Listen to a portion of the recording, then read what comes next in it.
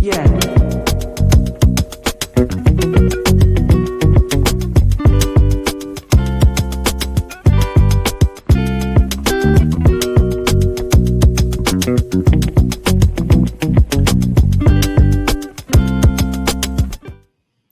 Well, hello and welcome to the Lockhart Radio Podcast, where I am your host, Felicia Lockhart. Today, we are looking at Project 2025, finally.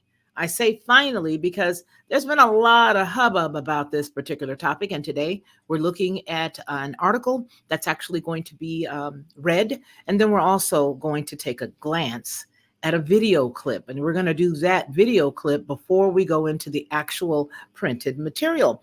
I want to thank everybody for being here, but let's get right into this, and I will give my commentary as we go, as we understand that this is information that does not belong to us, so we have to keep it correct. Let's go. Project 2025 is nearly 1,000 pages of policy recommendations, and those recommendations include cuts to food stamps, student loan forgiveness programs, and a reshaping of bureaucracy by major changes to women's rights.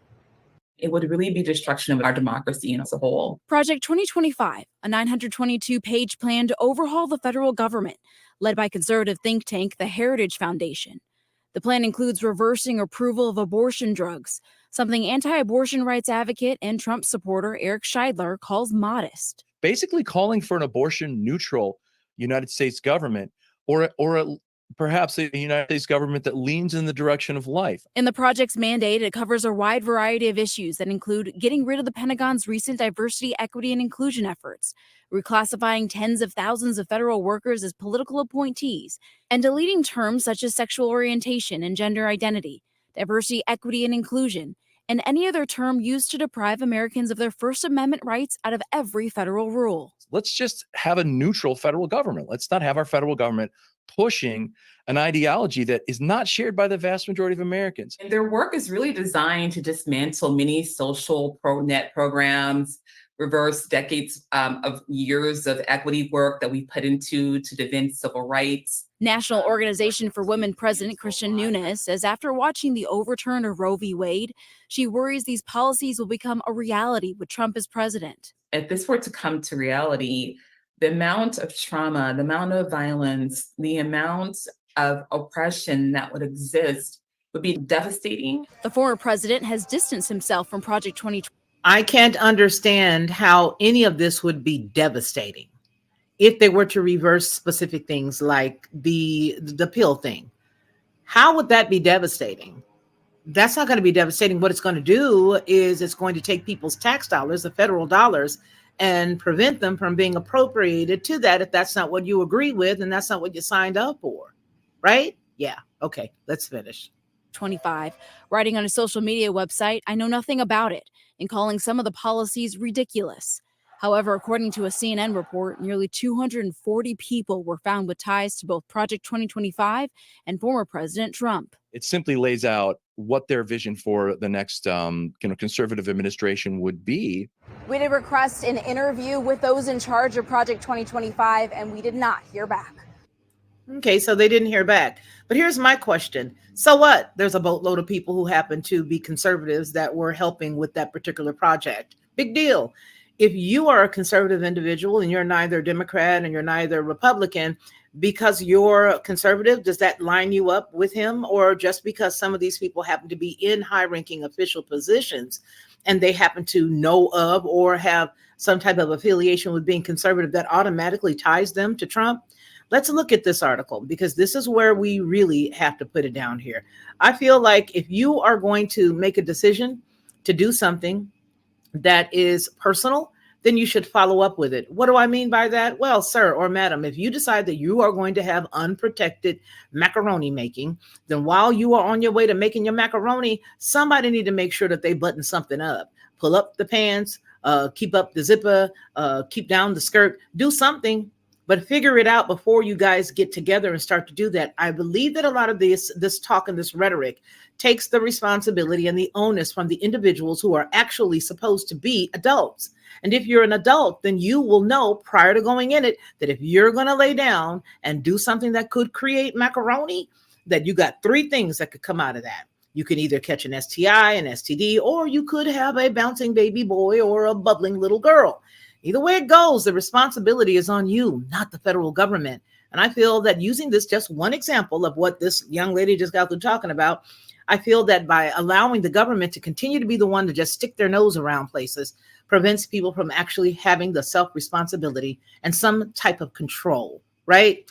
What happens if every time you had to go out and buy those pills, it cost you $350,000? Would you do it? Would you then take more responsibility? I think you would. Let's get into the story. The gentleman, the director of the Heritage Foundation Project 2025, is stepping down. The conservative policy blueprint has become a flashpoint in the 2024 election. So the question states here, what is Project 2025? What is it? Well, Project 2025 ahead of the 2024 election. Donald Trump has tried to distance himself from it, but the Heritage Foundation has led this blueprint altogether. And the gentleman's name is Paul Dans. Paul Dans is the director of the Heritage Foundation's controversial Project 2025, and he is out of there. He's stepping down amidst intense scrutiny of the conservative blueprint.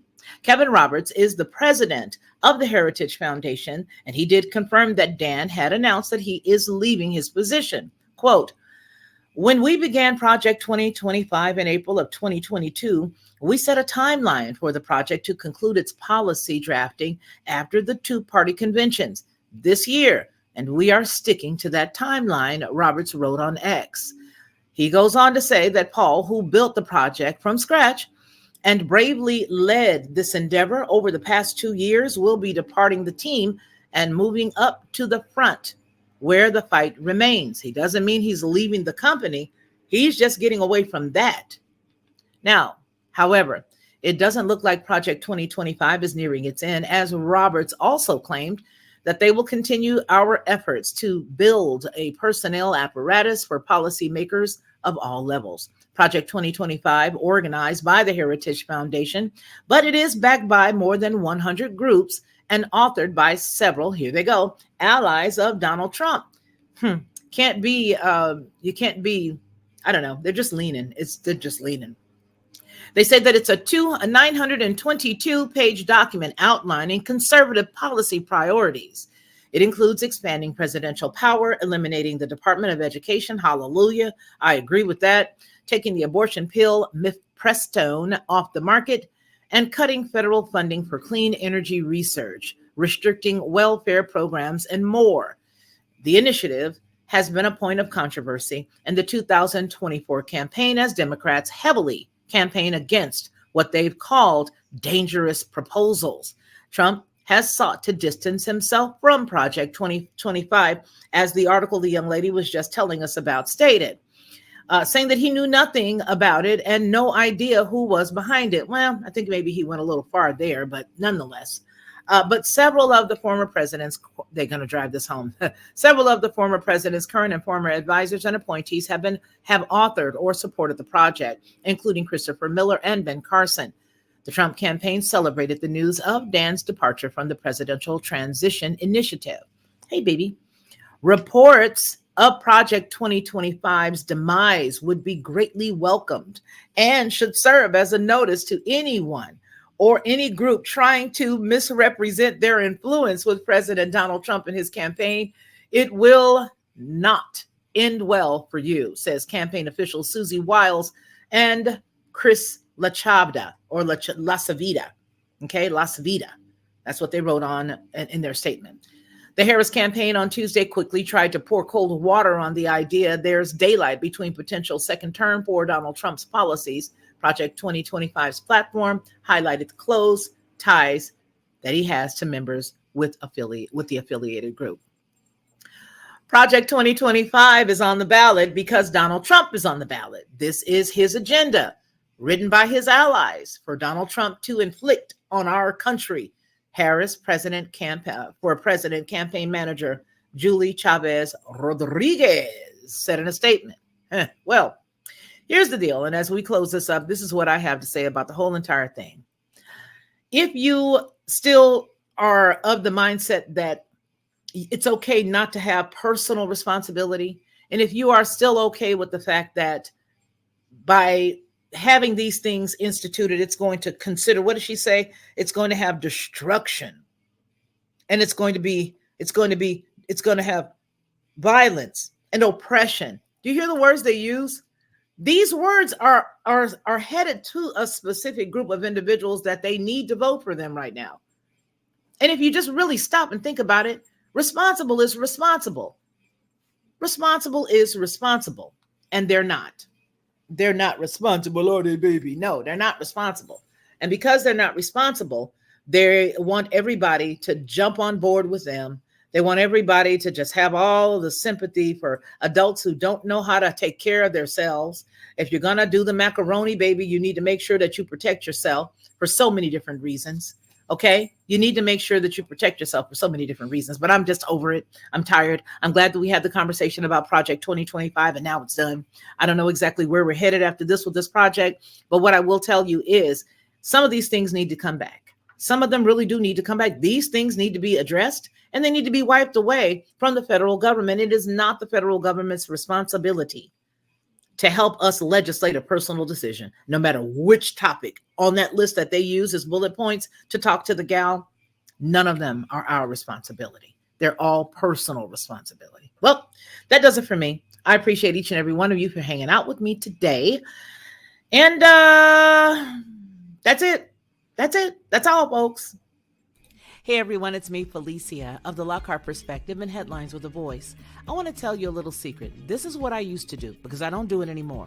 I would go to the store, buy the barbecue sauce, pour it inside of a bowl, put a whole bunch of different spices, a dash of brown sugar, a dash of maple, and a dash of mustard, stir it all around, and everybody would be like, oh my gosh, this is the best, this is the best. But I was exhausted after all of that, and a lot of times I couldn't remember how many dashes of what I put in it. But I don't have to do that anymore because now I just go to Judge Joe Brown's website and I order his 3-pack of bottled barbecue sauce. It is by far the best, and I do mean the best barbecue sauce I've ever eaten. And when you go to his website and you order his 3-pack, you'll see exactly what I mean. Head on over to jjbbbbq.com and order Judge Joe Brown's barbecue sauce. You'll be glad you did, and you're going to tell me about it. I know you will. The Lockhart Perspective.